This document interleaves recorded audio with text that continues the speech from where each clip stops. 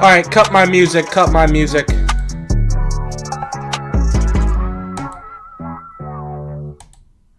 Alright. As I'm sure people could see by the title of this live stream and this video, today, or tomorrow rather, Liverpool's season is on the line. There's no point in making any qualms about it, beating around the bush, things of this nature. Our season is on the line tomorrow. What do I mean by this? Not only is Liverpool's season on the line, but on top of that, Liverpool and their manager Arne Slot could part ways if Liverpool do not get a result tomorrow. And by result, I mean, what's up, Limo? Thank you, Ashley. Thank you for popping up in the chat. How you doing? And what I mean by this, of course, is that Liverpool have not won a game in the Premier League in 2026. It's January 30th, 2026 as of right now. That's been a big point of contention for myself, as well as several other Liverpool supporters. It's been a huge issue with the Slot era. And frankly, a lot of us are sick and tired of the fact that we quite literally can't get a win in the Prem if, frankly, our lives depended on it. So, what does this mean? We're going against a good Newcastle team. Let me tell you something. This Newcastle team is a team that drew against PSG in the Champions League midweek. I don't think people completely understand that we're not going against some scrub team. We're going against a very, very talented Newcastle team.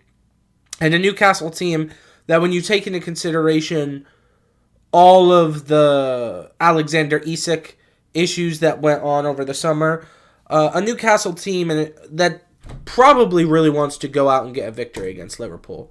A Liverpool team that's struggled, a Liverpool team that's not firing on all cylinders. These boys are going to want to come out and get a win. And I think that Arne Slot's career at Liverpool Football Club is completely and utterly dependent on the result that he could potentially get this weekend. Now, a draw would not be the worst thing in the world. Let's make no qualms about that. I do believe that if we get a draw, I think that there's a chance he keeps his job. Let's just start there. I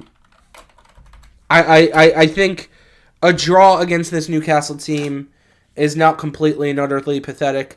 I think it's not good. Let's be honest. I think it's poor. But I think that a draw at home against Newcastle, maybe the hierarchy of the club will say, we should keep Arne Slot in the job. But if we lose this match, I think he's going to get sacked.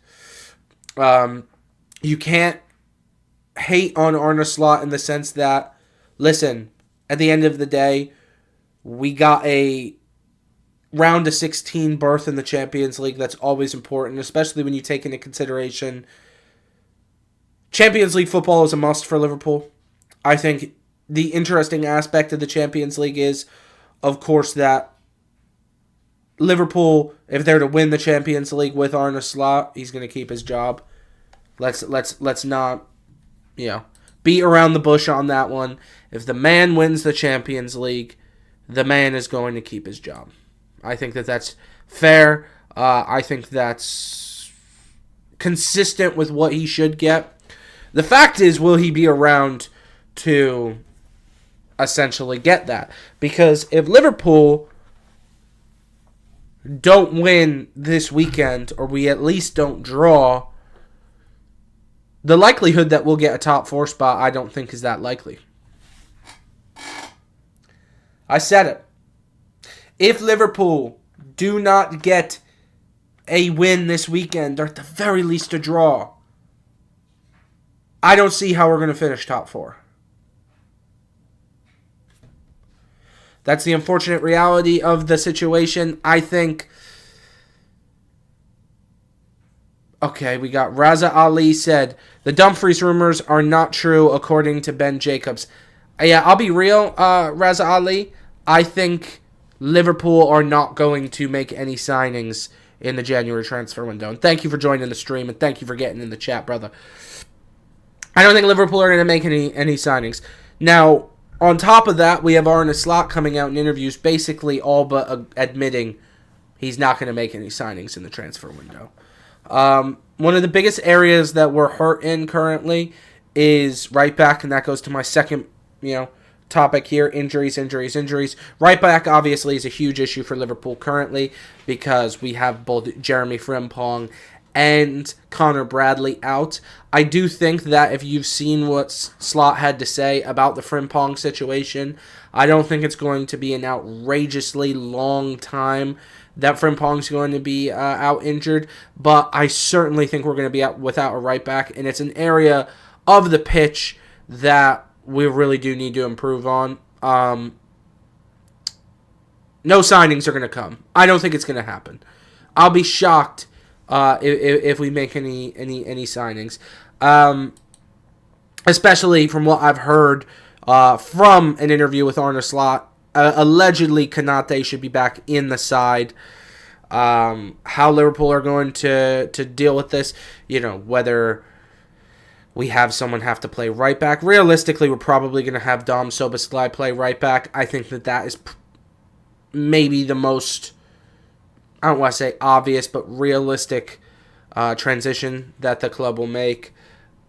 It sucks. I think Liverpool are in a spot right now where a center back is a must to bring in. I don't think we're going to bring one in this transfer window. I think it's going to be the summer. I think that a lot of people were expecting the club to make a move for Mark Gahey, and he said, hey, Liverpool. That's what he did. Everyone can talk about however they want this. Mark Gahey screwed Liverpool.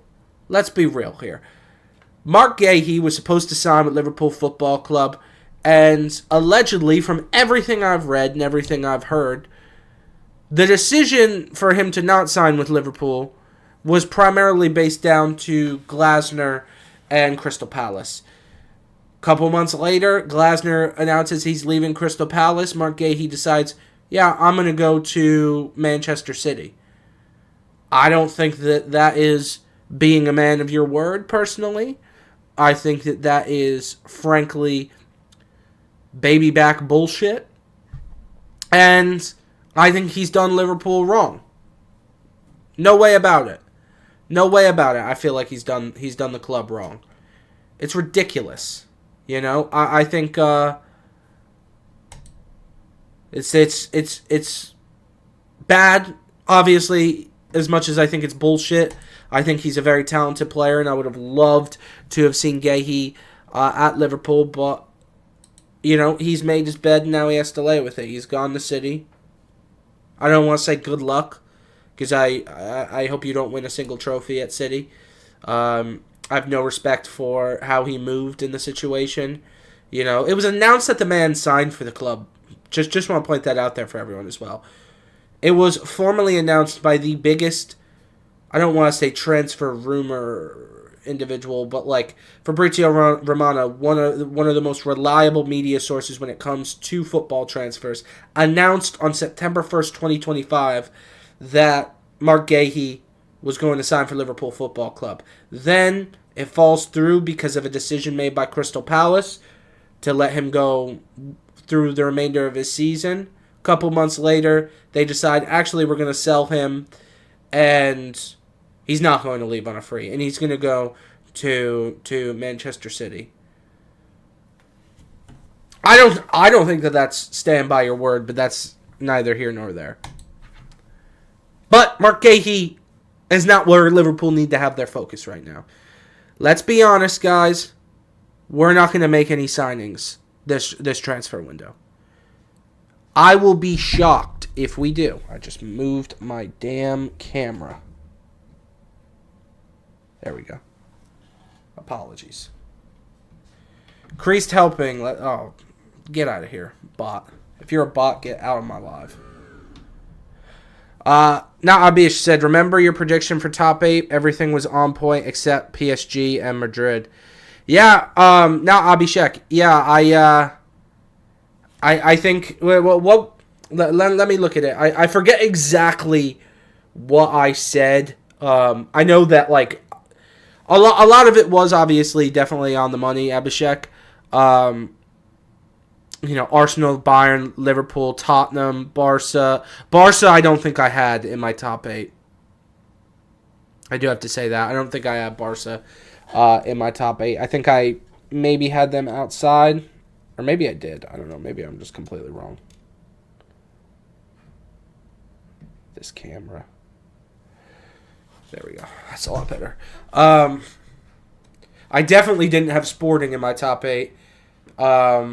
Yeah, I guess it would just be PSG and Real. You said you had. I'm sure you're probably going to give me who I had. Things bothering me. Yeah, ultimately, Champions League. I don't think Liverpool fans can complain about the Champions League. That is, an area that, granted, I don't think we had the hardest schedule I've ever seen before, but I think Liverpool had a fairly tough schedule in terms of like Real Madrid, tough game. We got a result there, and ultimately the goal of the league phase of the Champions League is getting into the top 8, because that's the thing is, and I understand Arsenal fans being over the moon about Real Madrid from 3-9 was wild. I can't believe they lost that match, man. Why does this keep happening?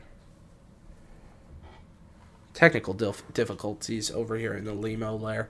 Real Madrid. Here's the thing about Real Madrid, brother. Like, PSG had hardest schedule, I'm not going to lie. And the thing with PSG is, if you're looking at it, dude, you can look at it from the perspective of, right, PSG were basically in this same exact position last season, and they won it.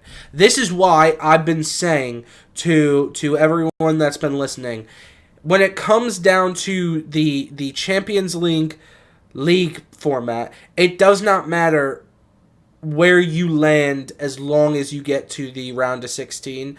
Obviously, 1 through 8 is important, but if you're 8, it makes no difference compared to 1. Liverpool got first last season, and we ended up playing PSG in the round of 16. Whereas other teams were, 2 and below. I don't remember specifically where everyone was seeded and shit like that, but like, we had teams that finish lower than us in the league phase have harder round of 16 matches as a result. From my personal perspective, I understand the playoff format makes the games a lot more important. Like, it's a more of an entertainment factor. But from my personal opinion, I think it should be 1 through 16. Or 17 or something like. Maybe one team gets the team that gets first gets a bye or something like that. But I think the league format, it doesn't really matter. Now, Abhishek said, you can clinch Champions League when you win or lose your league as soon as possible. I don't know what you mean with that. Sorry, brother. You'll have to tell me what you mean, because I'm not 100% sure. I'm tracking what you're saying there. You can clinch Champions League when you win or lose your league as soon as possible. Like, you mean you're like domestic league? Not 100% sure what you mean there.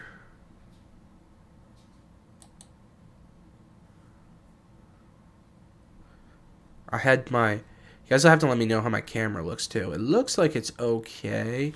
You know what? I wonder if this is the problem. Oh, this could really screw everything up. I got to be super tactical here, guys. That was the major difference. I had my... desk pulled out a little bit. It made a big difference.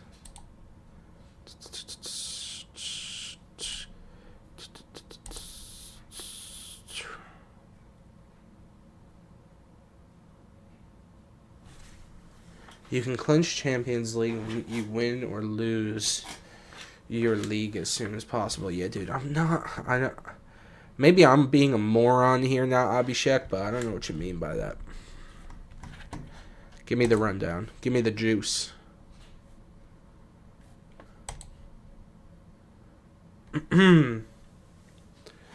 But yeah, I definitely... Oh, here he says. Now Abhishek says, like say PSG last year, they won League One in early February, and they can focus totally on Champions League and rested main players on French league matches. I see what you're saying. Essentially, if you clinch your domestic league, you can just focus entirely on Champions League.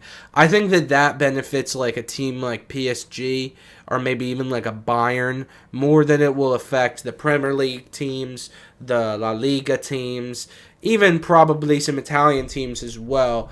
Whereas, obviously, you know, the Bundesliga and Liga are, you know, leagues where it's, you know, we kind of only have a couple heavy hitters, right? We only have a couple teams that really are got some motion, so to speak, as the kids are saying.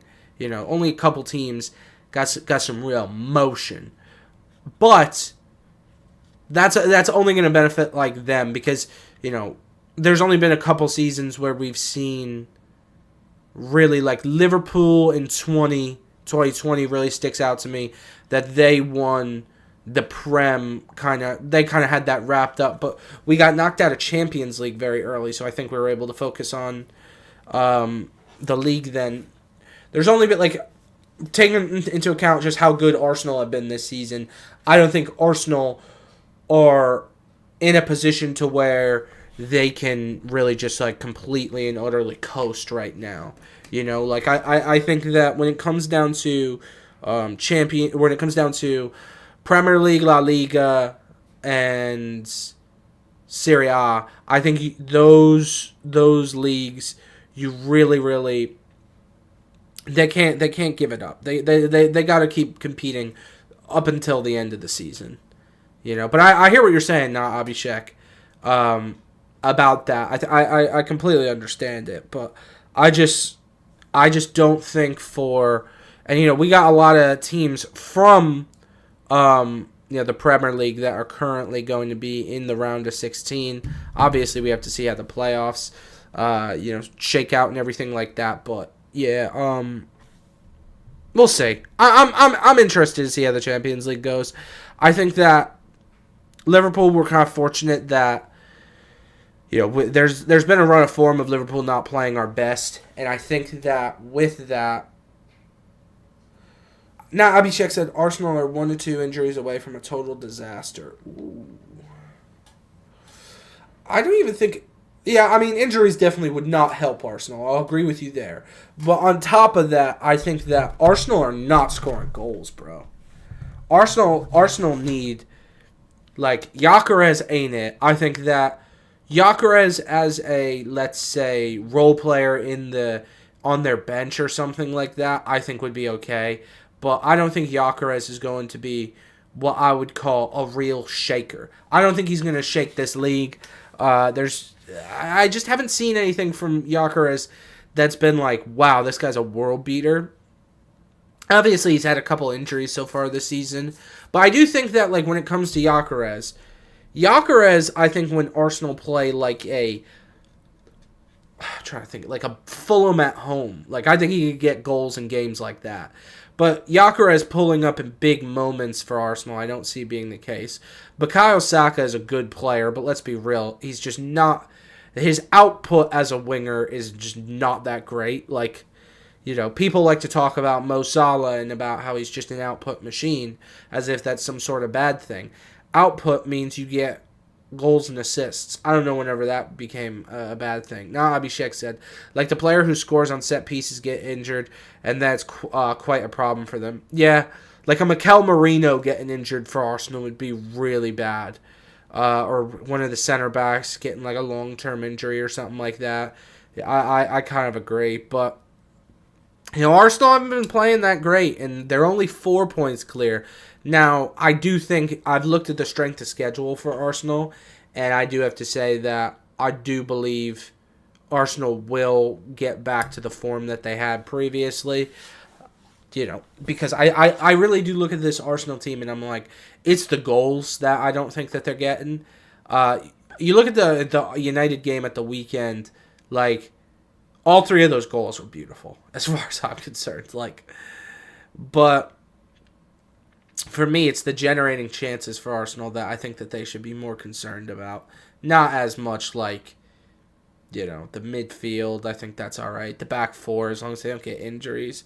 But we'll see, man. I don't know. I don't know how the whole title race is going to pan out. Because here is the thing, right? Arsenal haven't been playing well, but City have been shit. City have been real poor. So, looking at that, I'm like, Arsenal have been dropping points. That's not good, but, if City start dropping points and Villa starts dropping points, we're going to run into a position to where it don't really matter. That's the reality of the situation. If nobody's there to capitalize on the performances Arsenal have had, these results that Arsenal are getting really don't matter, and these points that Arsenal are dropping really don't matter. Maybe Villa will be able to do it. I'm not completely confident. Maybe City will be able to do it. I'm not really confident with them either. Here we go. Not Abhishek said, at least they changed the system for the team who finished above another team. It's like whoever finishes above gets to play second leg in home. Oh, you're talking about the Champions League. Yeah, I hear what you're saying. I get what you're saying with that, yeah. Yeah.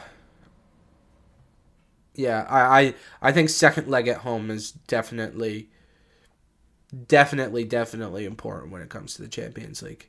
But look, Arsenal at this point, Arsenal fans, I think it sucks for them because you really had a grip on the Prem, and that's kind of wavered a little bit, which, again, that blows.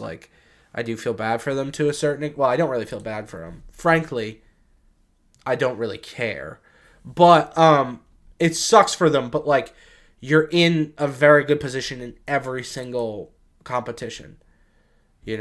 Just start getting results. Who did Arsenal play this weekend? I have to look that up to see, how I feel about this. Arsenal are playing Leeds away. You should get a result there. I look at that game and I'm like, as bad as Gyökeres has been, I could see Gyökeres getting a goal. Farajowski says, hi, what was that short, bro? Barca, and then Abhishek said, Barca lost at San Siro still hurts me. What do you mean, what was that short, Farajowski? Pure rage baiting? Why is that pure rage baiting? How's that pure rage baiting? Good God, this fucking camera. There we go. That'll have to do. How's that pure rage baiting? I think that Szoboszlai is better than Bruno Fernandes. I don't think that that's the craziest take I've ever had, Farajowski. You've probably heard me have worse takes before. Pure rage baiting, because I think Szoboszlai is better than Bruno Fernandes. He is.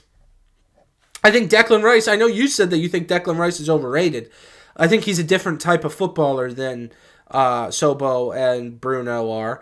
I think Declan as a little bit more of a pure number 8 can sit in a little bit deeper, whereas the likes of Sobo and Bruno are going to be higher up the pitch. But yeah, no, I don't. I really was not rage baiting. Did I chuckle? Did I chuckle? I did. I did chuckle because I thought, if a United fan like Farajowski sees this, he's not going to be too happy with it. But and of course, I got the comment that I'm American and that's why I think that way. Yeah, bro, not pure rage baiting. Soboslai's better than Bruno. If Bruno's so good, why are there rumors after every single season of your club wanting to sell him? That's my question for you. Because every season, not Abhishek said, Bruno Fernandes is not better than Soboslai. I'm not a fan of both teams. He's not better than Soboslai. Yeah, he's a good player. But my whole thing is he goes missing in a lot of big matches. When United aren't playing well, he's not able to elevate the team. I don't rate him as high as I think many United fans rate him.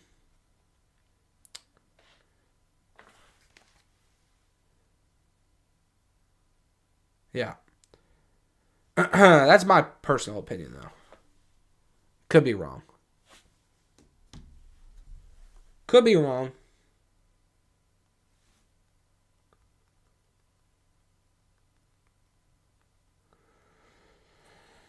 Yeah. Farajowski probably heard me yap and then left.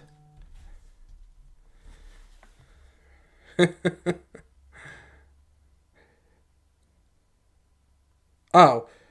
Oh, now Abhishek said, I mean Bruno is better than Soboslai. Well, your typo was correct. Sobo's better than... Oh my god, this freaking camera.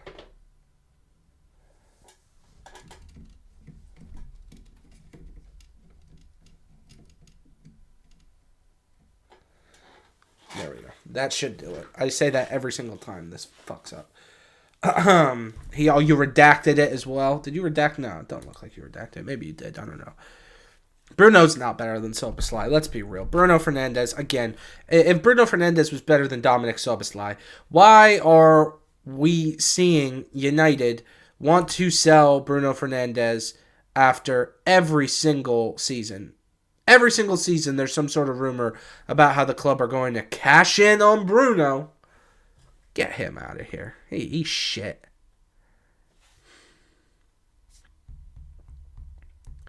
If I was a United supporter, I wouldn't want that man anywhere near my club. I think he's a rat. I think he's terrible. I think he's terrible for morale. I would hate having that man around my club. And the thing, ain't he the captain of United?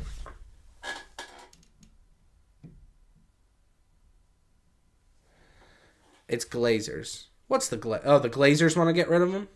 Well, at least they got something right. Bruno has carried this team since 2020, unfortunately. What is that? What has he carried you to? Where'd you finish last season? Didn't you finish in 16th or 15th or something like that? What a carry. Because he's over 30. Yeah. He's shit. Not shit. I shouldn't say he's shit. He's a decent enough player.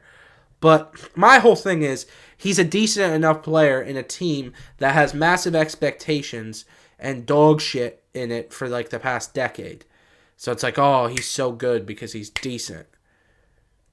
I mean, I don't see it. I don't see it.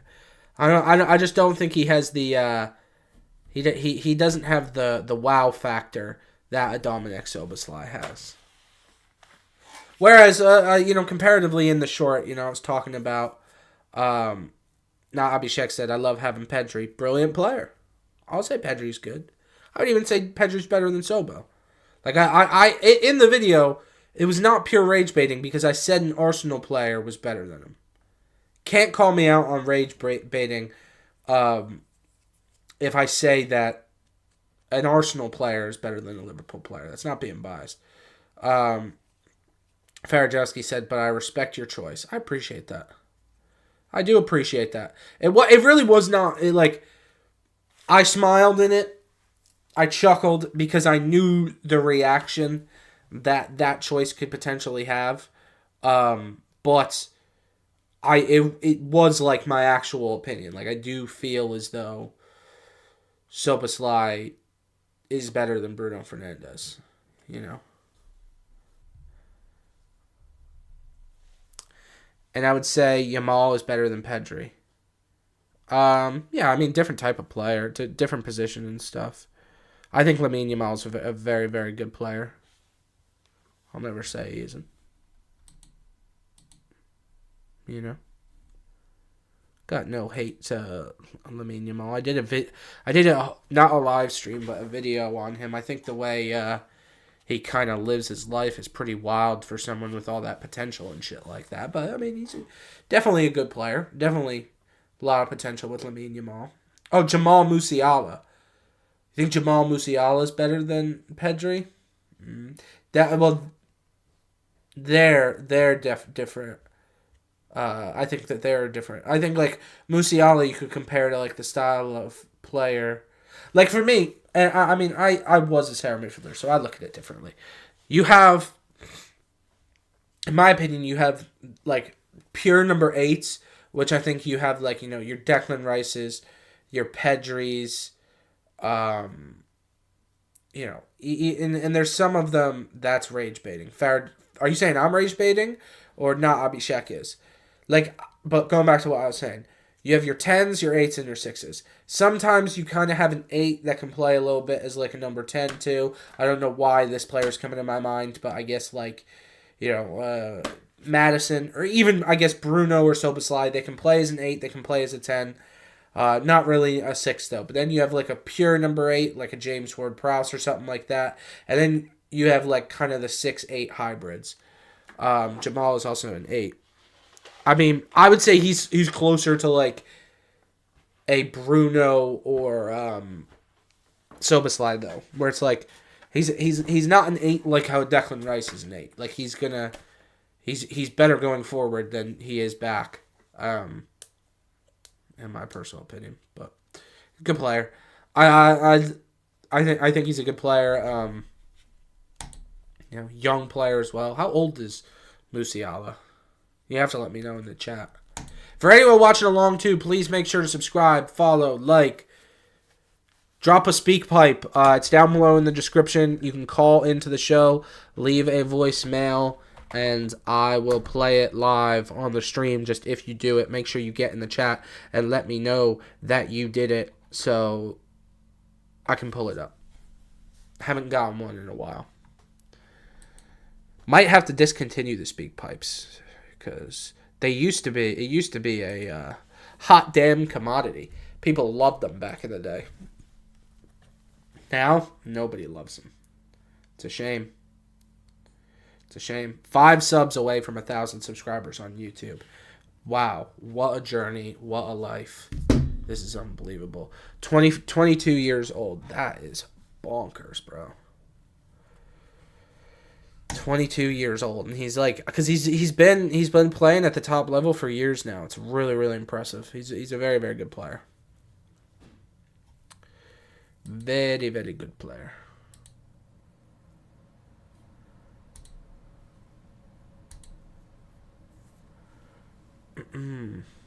Yeah. Ultimately, I guess just going back to Liverpool, and I guess. Farajowski said Soboslai is really, really good, but I think Sobo was worth 2 to 3 Bruno, if you know what I mean. Well, when you say that, Farajowski, are you talking about monetarily? Like his transfer was 2 to 3 times of Bruno? Because I'm pretty like that might be true. That might all be true. And I understand what you're saying, but the thing is if that is, I'd say the same with Musiala. The thing is with Bruno is I know for certain he's getting paid like unbelievable wages. That's what United do. You guys put these guys on these crazy, crazy wages, and it just, I don't think a lot of them are worth it that you guys put them on personally. But it was a big issue that I had, and I put out a TikTok of it that I was talking about Casemiro leaving United, and so many United supporters have been live or on Twitter, TikTok, YouTube, whatever, and they've been ranting and raving about how great Casemiro has been for the club. He's had like 1.5 like good seasons, and then outside of that, he's been out of shape, he's been poor, and you've been paying him $300,000 a week. Not Abhishek said Casemiro going to get a lot of bags in Saudi for sure. Farajewski said, but Bruno one of them. I don't know what you mean by that. But, I mean, Casemiro got bags from Manchester United. £300,000 a week. Think about that. This guy's clearing over $1 million a month. And he has not been worth that. Especially, you take into consideration the fact that United also spent a massive transfer fee on this guy. He's just not good enough, guys. Farajewski said, I'm going to miss Cass. So, like, this is what I'm saying, though. Why? He's robbed your club blind for years. And all he said, do you know what it was, too, that's crazy about this? Not Abhishek said, leave the football before it leaves you. You know what's crazy about the Casemiro thing? Like, when I think about this, right? Like, when you signed him, said, tell them I'm going to come in and fix it. Talking about Manchester United. That Casemiro is going to come in and fix the club, and he hasn't done that. Tell them I'm going to fix it. Also pay me £300,000 a week, and I'll fix it. Crazy. All right, this weekend we got Brighton at Everton. Who cares? Leeds at home against Arsenal. Arsenal are going to spank. Wolves at home against Bournemouth. Not good. Chelsea against West Ham. That should be a good match. And then Liverpool against Newcastle. Title of this video. Farajewski said, Casemiro was the man of the match against City, and he was good versus Arsenal. Those are 2 games after it got announced that he's leaving the club, though. He's been there for seasons. Now, Abhishek said, like you guys don't compare his performance in Madrid versus United. If you do, then you would know how bad Casemiro was. Bad for you guys. Yeah, he's been poor. He's like, and this is what I don't understand about like United nowadays. Like, you guys are like have this rose color, and it's not just you, Farajewski. There's several people that do that. I've seen do this with Casemiro, to where it's like, let's act as though Casemiro was not a dumpster fire for us for years, and out of the time that he's been at Manchester United, maybe 50% of that time, and that's being generous, by the way, he's been decent. The other 50%, he's been out of shape and has been robbing the club blind. Let's not forget when he had to get hooked at halftime against Liverpool. Your biggest rivals came to Old Trafford, and he had to get hooked at halftime, and he makes the most money at the club. I would hate that man if I was a United fan. Farajewski said, yeah, 2 games recently against the 2 biggest teams right now. He's been there for years. Like, I understand what you're saying. Like, you do have to. I do think he played well, for sure. Good. Like, I'm good with that. Now, Abhishek said, you know the phrase, once in a blue moon. Like, I do think he's had good games for Manchester United, but for the amount you spent on him and the amount he has gotten paid for years, if I was a Manchester United fan, I would expect a certain level of quality over the course of several seasons, and you have not seen it. That would be my expectation. And it's not just Farajewski that has been, coming out with this. I've seen, this is a common narrative with United fans. When you look at Casemiro's tenure at the club, I find it hard to believe that anyone could look at it and say, hey, this has actually been a success. It hasn't. It's been another player that you brought in. Granted, and I thought when you guys brought him in, I thought it was going to be a good move. But it hasn't been. And it hasn't been just because, the relationship between the player and the club hasn't worked out. That's not the reason. The reason I don't think it's worked out is because I don't think the player has performed up to the quality that would be expected and what he told you guys you were going to get.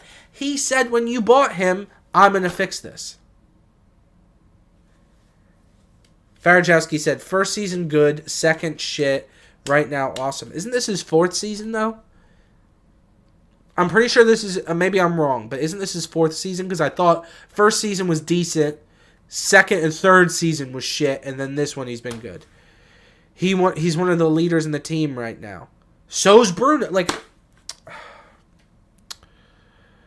I think if I was a United fan, the players that I would be championing right now are some of the guys that have been brought in. I'll tell you if I was a United fan what players I would champion. Cunha and Mbomo, Mainu, Bruno to a certain extent for sure. What's Dorgu? He poof, that boy's scoring. Farajowski said no third. Why did I think he was there for fourth? This is his fourth season. Nevertheless, I don't think he's been good enough. Regardless, I don't think the guy's been good enough. And I think that with the amount you paid for him, the amount he cost you, amount you pay him on a weekly basis. Me personally, if we were paying someone at Liverpool that amount,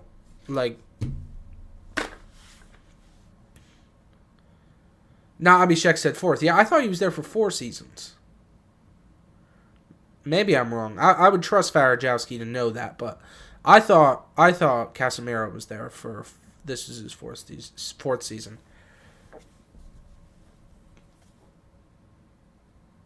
Could be wrong, like I said. Wouldn't surprise me. I would trust. Let me Google it. I'll Google it. Hey, let's take a tea. I'm Googling. this. We're going to get down to brass tacks here. We're going to get down to brass tacks about when United signed Casemiro. August 2022. So he would have been there the 22-23 season, 23-24. Oh yeah, this is his fourth season. And he hasn't been, like I said, what I was saying was, I actually agree with what you said. That first season he was good. He was decent, I'll say. Second season and third season he hasn't been good. So that is where I don't understand United fans. Where I'm like, dude, this guy has been poor for pretty much half the time that he's been at United. And has been paid more than anyone at the club. So, yeah. I don't know. I don't understand the entire,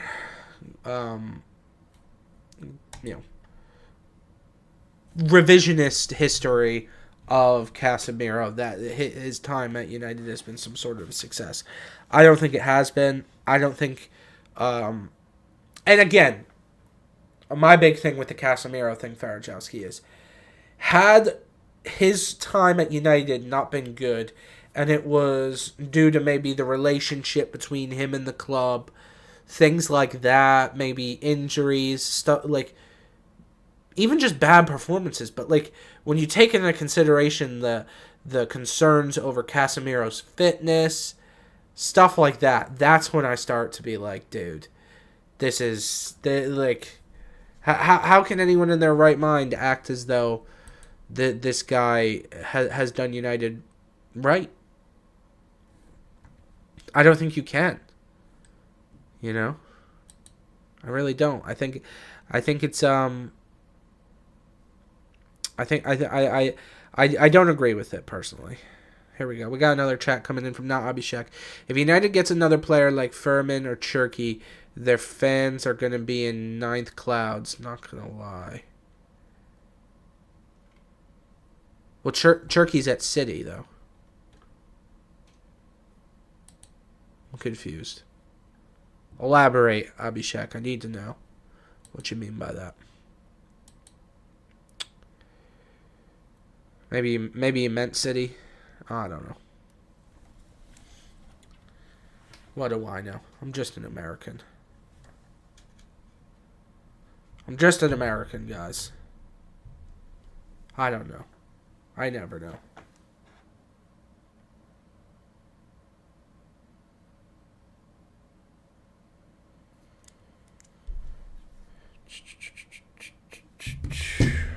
Hypothetically.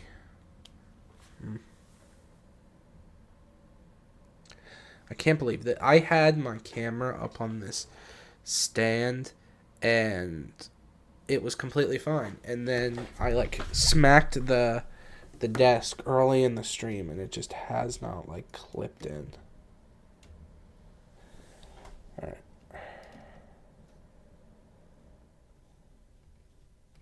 I think that should be good. I've said that after every single time, by the way. Every single time I've touched this thing, I've said that should be good.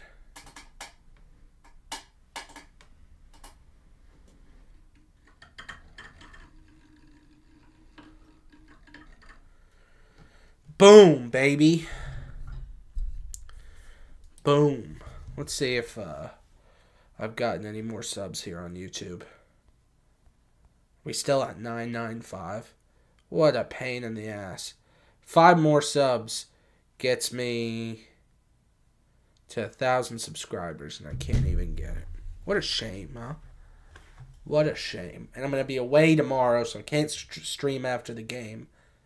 If I do stream after the game tomorrow, it'll be really, really late. Any of you that are in Europe probably would miss it, but we'll see. I'm going to try to it's such a big game, and I put a lot of big claims on it, talking about how I think that, like, our season is effectively on the line if we don't win, but it's just, I can't help but feel like the manager's going to get sacked if we don't at least get a draw. If we get a draw and we play well, I'll think about it differently than if we get a draw and we, like, should have won, I guess. I don't know.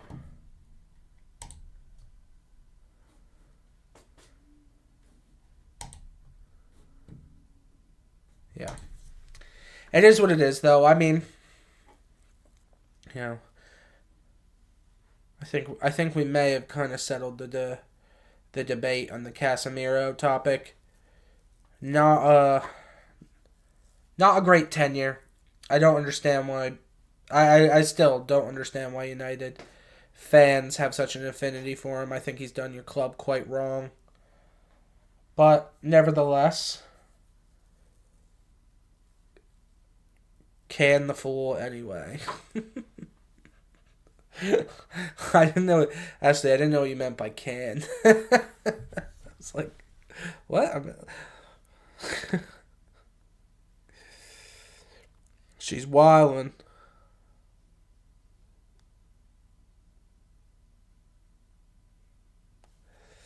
She is wildin'. Oh, no.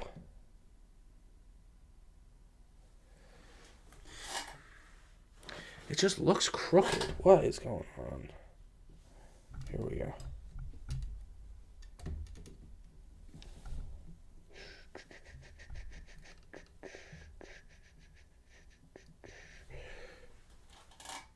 Beautiful. Beautiful. This is the sort of shit I gotta friggin' deal with. Stop messing with your camera. I'm not trying to... My camera, Ashley, if you must know, I slammed the desk with... She said it's fine. No, it's not, though. It's not. It's not. I know how it usually looks. All right? Relax over there. Oh, whew, here we go. Now Abhishek said, but truly love him, her, whoever came up with this league format and UCL. Farajewski said, I gotta go. My last thought is we need to replace Cass with someone like Anderson, Baleba, or Wharton. Goodbye, mate. Glory. I'm not gonna read that last part, but hey, brother, thank you for joining the stream, Farajewski. I'll try to hop on stream sometime this weekend, and hope to see you there, brother. Thank you for joining. You are the man.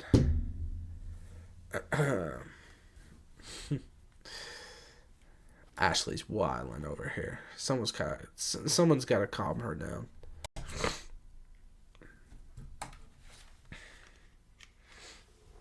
I've developed a stuffy nose in this stream. Not good. It's not good, bruv.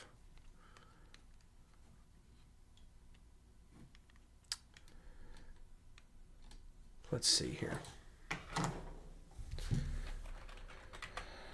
This is what we're going to do. I think we got an Arne Slot interview to watch. Hopefully, this video plays well. Am I confident it will? Not particularly confident, but we'll see. Anyone watching along, please make sure to subscribe to the channel. I am currently, I think, 5 subs away. Yes, 5 subs away from 1,000 subscribers, so I really, really do appreciate any of you watching along. Please make sure to sub, like, all that good stuff. Please make sure to do it. I'm going to try to play this Slot interview. Will it go? Probably not.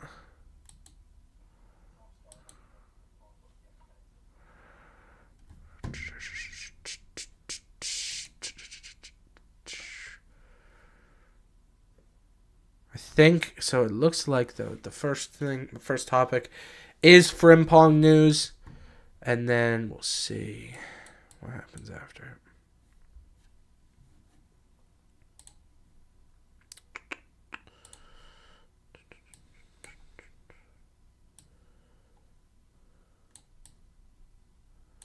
Let's pop the kid up.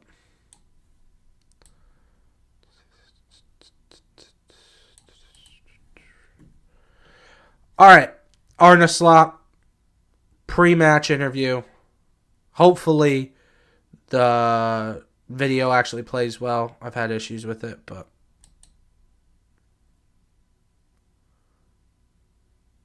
whoa.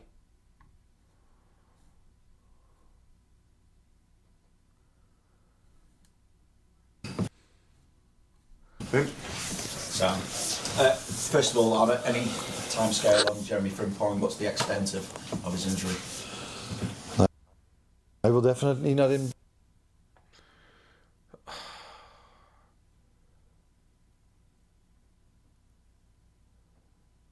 be in the squad tomorrow, so he's out for a few weeks, but not as bad as we thought he would be out. So something positive from something not so positive. Want to check on Ibu as well? Is he back with you? Ibu trained with us yesterday, so trains with us today, and will be in the squad tomorrow. Obviously, there's been a lot of talk around potential incomings, or you trying to add to your squad in this window. So probably for the last time this month, what chance do you see of bringing in a long-term target in this transfer window? You promised me you're not going to ask it post-match. That's the yeah. Okay. We'll be asking that after the game. Yeah, I think you know the answer. The answer is that if we think we've addressed a player that can help us, and we think it's possible, then we would do so. But those are conversations that take place not far away from here, by the way, but not in this room. So it's looking unlikely still. Why is it looking unlikely? It's looking unlikely, is it? So? Okay. That's a smart way of asking it. I think I gave the. Well, basically, that was the big thing that I wanted to take away from it. This man is essentially just not going to bring in any signings this transfer window. I think most of us kind of knew that was going to happen. Basically, that's just him confirming it. That sucks because it looks like my computer was about to be able to start playing a video, and then it just completely crashed out. So that is extremely unfortunate.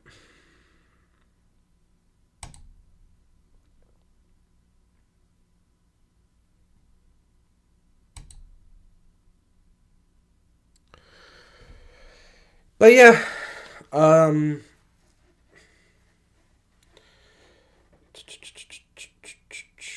that sucks. I need to figure out how to get that to run more smooth. That really does blow. Not a fan of that. Not a fan of that. Not one bit.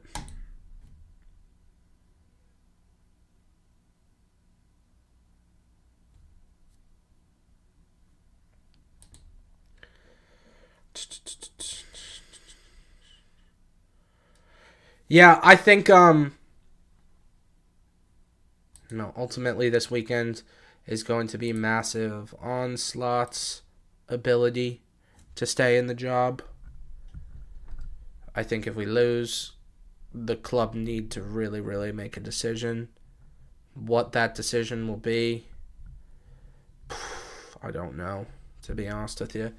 Like, I really just don't see a world where the hierarchy at the club can allow a manager to go the entire month of January without winning a game in the Premier League. For me, that's unacceptable. I think that everyone should deem that. Discipline P3P says, are you slot in or out? I'm slot out, man. I think, look, I respect what he did for us last season. That's my whole thing when it comes down to it.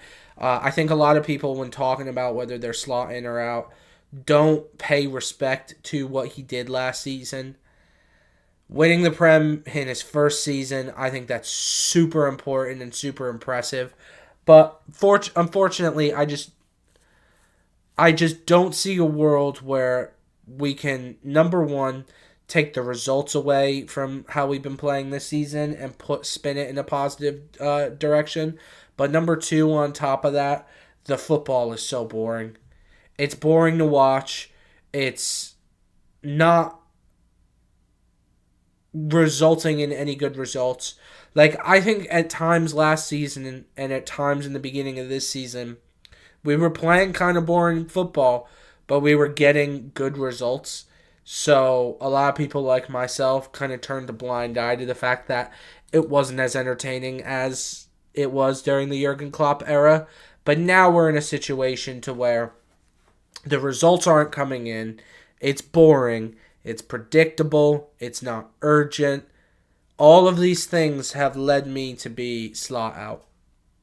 What are you, Discipline? I'd love to know if you're slot in or slot out. To play devil's advocate, don't you think replacing that many players would be difficult to combat for any manager? Yes, but why did we have to replace that many players? The Trent situation, I think there was nothing Slot could have done about that. I think that Trent wanted his own thing, and I think both Liverpool and Trent haven't benefited from him leaving the club. As much as I dislike him and I don't respect his decision, it sucks because nobody's won from him leaving the club. But the likes of Luis Diaz, I think that we, of course, could have paid the man the money that he probably wanted. I did a video in November talking about the Luis Diaz situation and why it's been so bad for us. There have been players at the club that were making so much more than Luis Diaz. And I think that we did not even look to replace Luis Diaz. We tried to use Cody Gakpo as a replacement, who's been at the club, and I don't think he's played great football for the club for years now. And it seems as though Slot thinks he's the answer. I don't. I think he's an okay player, not the answer for Liverpool going on title charges. So we never even looked to replace Luis Diaz. We were ignorant and stupid in that department. We brought in both Ekatike and Isak. Isak not off to a great start, then gets injured. But Ekatike, in my opinion, has been a better replacement for the likes of Darwin Núñez, who's gone out the door. So I think that that's an adequate replacement. Then left back, I think, hasn't been good. Discipline said, I'm Slot out, but I want him gone in the summer, not right now. I'm confident we can get Champions League football with him. I don't disagree with your stance there, Discipline. I think Slot out in the summer if he gets but the problem is, though, Discipline, if he gets Champions League football, right? We finish, let's say we get fourth. We get fourth and we get knocked out in the quarterfinals of the Champions League. I think that at that point you really can't sack him. If we get fourth and we get knocked out in the quarterfinals of the Champions League, those results over a season, I don't think is a sackable offense. What I do think, in counter to your argument, is a sackable offense is not winning in the Premier League in January. I think that that's sackable. But if we, like I said, I actually think Slot could potentially get us top four and quarterfinals of the Champions League. I don't think that that's sackable. I think what's sackable is the style of football that we've been playing and the performances thus far in January. And even if he results in top four and quarterfinals of the Champions League, it's not going to change the mistakes and the style of football that he's played. So, and on top of that, Discipline, in your argument, right? Who do you want as the replacement for Arne Slot? I can think of a potential. I would assume it would be Xabi Alonso. Let's use, for the sake of the argument, it's Xabi Alonso. If we wait until the end of the season, Xabi Alonso might find another job. Xabi Alonso might replace Pep Guardiola. So, my argument is that if we wait until the end of the summer, the replacements that we may want for Slot might not be available. Whereas, we know one big replacement that we would want for Slot, right? Xabi. If he's available now, why are we not making every step we should to try to bring him in?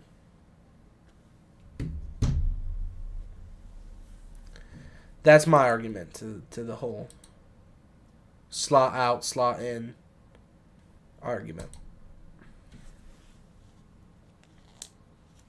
Because I understand what you're saying. Like, hypothetically, another manager might do worse than Slot, and then we don't get Champions League football. And that's the most important. I think in today's day and age, people don't put enough of an emphasis on Champions League football because that is what keeps players at your club and attracts other players to want to come to your club. Consistent Champions League football. It's so important. People do not understand, like, if we do not get Champions League football for next season, the following season, it's so much more important for us to get Champions League football because the young, good players that we have at our club, Hugo Ekatike, Isak, like Gravenberch, like guys like this, like in the prime of their career, they want to be playing Champions League football. If it then turns into, well, we can't guarantee Liverpool are going to consistently get Champions League, it's not looking good. That's my thoughts about it. I don't know if Discipline left the chat or not, but oh no, here he is. Xabi Alonso has also rejected us prior, so I agree with your point of him rejecting us again. However, if we get him now, would he really be more likely to get Champions League football than Slot, who's had 6 months? Okay. He's rejected us prior. He rejected us prior for Real Madrid. You know, there's few clubs that really someone would reject for Liverpool for. Real Madrid's one, and he just got the boot. Okay? He's not going, I think Liverpool would be the most attractive option for him currently. And is he really more likely to get Champions League football than Slot, who's had 6 months? My argument to you would be Slot hasn't won a game in the Prem in January. We're at the back end of the season now, going towards the end of the season. Slot has done well in the actual Champions League, but you have to win that competition in order to get it next year without taking into consideration where you finish in your respective league. Right? You could reach the final, lose the final, which is good, but if you finish 8th in the Premier League, you're not playing Champions League the next year. So, in order to guarantee Champions League football, Premier League results are the most important, and Premier League results have been where Slot has struggled most recently. You need to, and you know what? Discipline, like the Arsenal result, fine, but drawing against Leeds at home, drawing against Burnley at home, losing to Bournemouth last weekend, these results right now, we're looking at them and we're like, we're still in a top 4 race, but these results 3 months from now are going to be so much more impactful.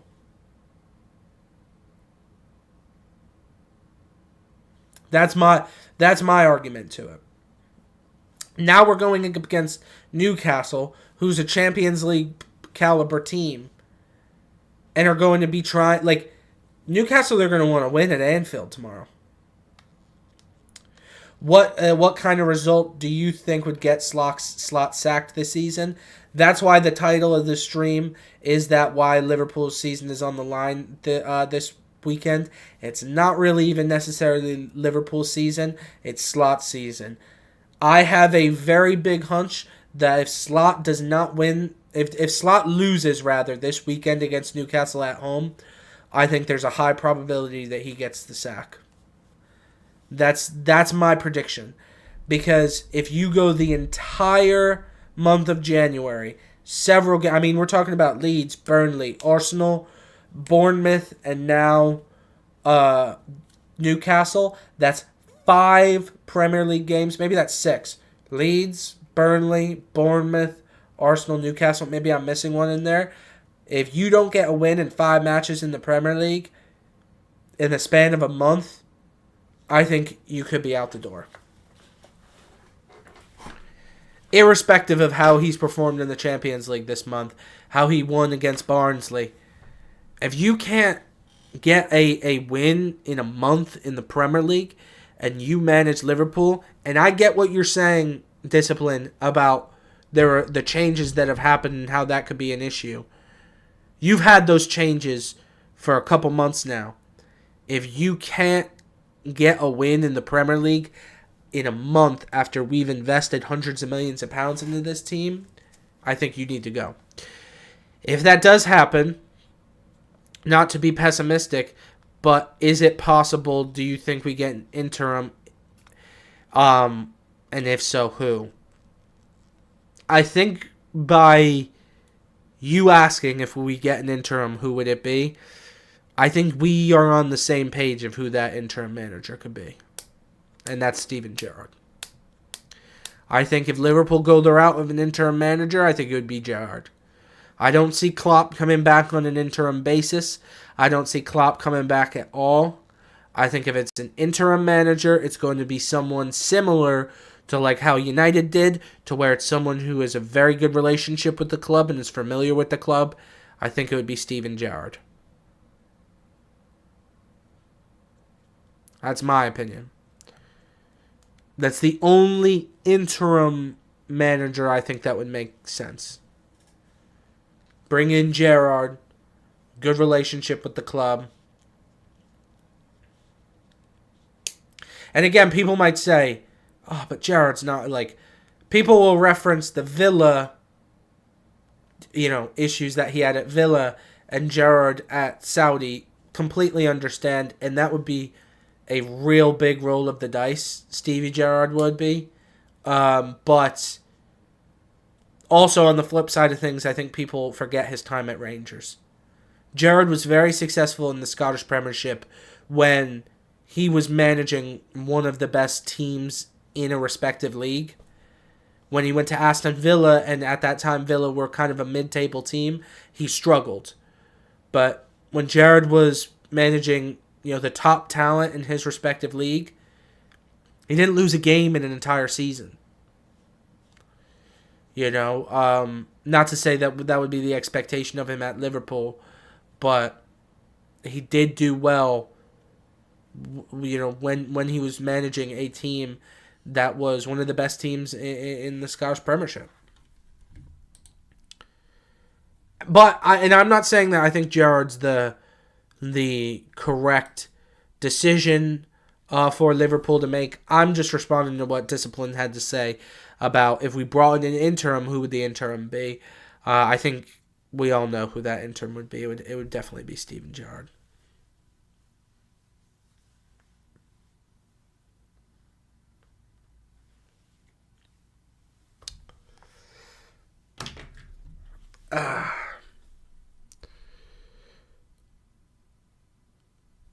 Do you think Xabi Alonso is a closer manager to Slot or Klopp in terms of play style and character? I actually think that's a two-part question, and I actually think that play style Klopp, character Slot. I think that the thing with Xabi at Real is I think Real made a decision to part ways with him solely based on his relationship with the players. And I think that is something that Klopp always was really, really good at, the morale around the club, the relationship with his players. I think Klopp was brilliant at that. Slot, I don't think, is as good at that. Just reflective on the issues that he had with Mo Salah this season.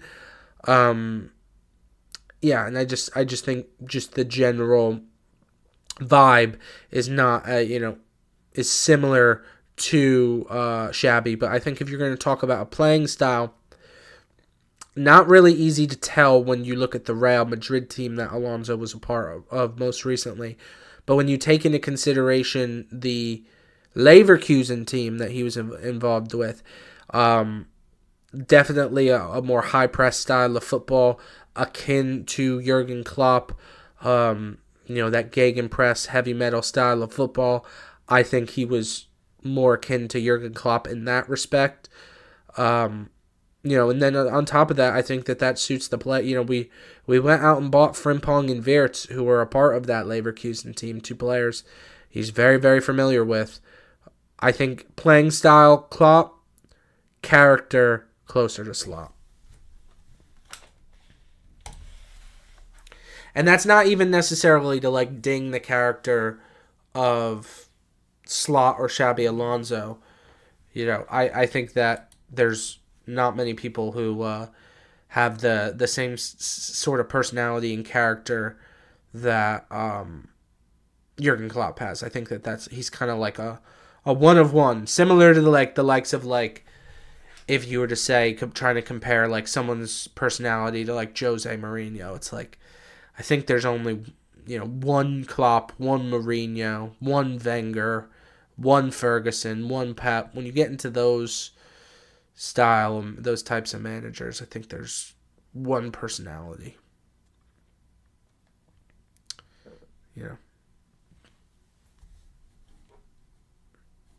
Especially Klopp, his personality and his character were so integral in Liverpool and how we played and our form and things like that. So let's check if we got a speak pipe. Otherwise, we might wrap this stream up. I was hoping to possibly get more subs from the stream.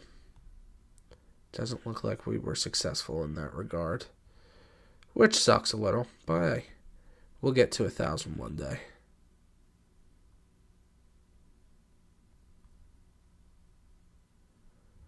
soon enough.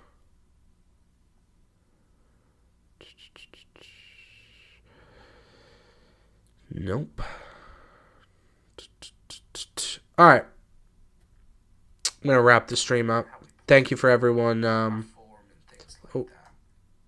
had my sound going. I was checking the stream. Thank you for everyone who watched along. I appreciate you guys. I will see all of you on the next stream. Peace out.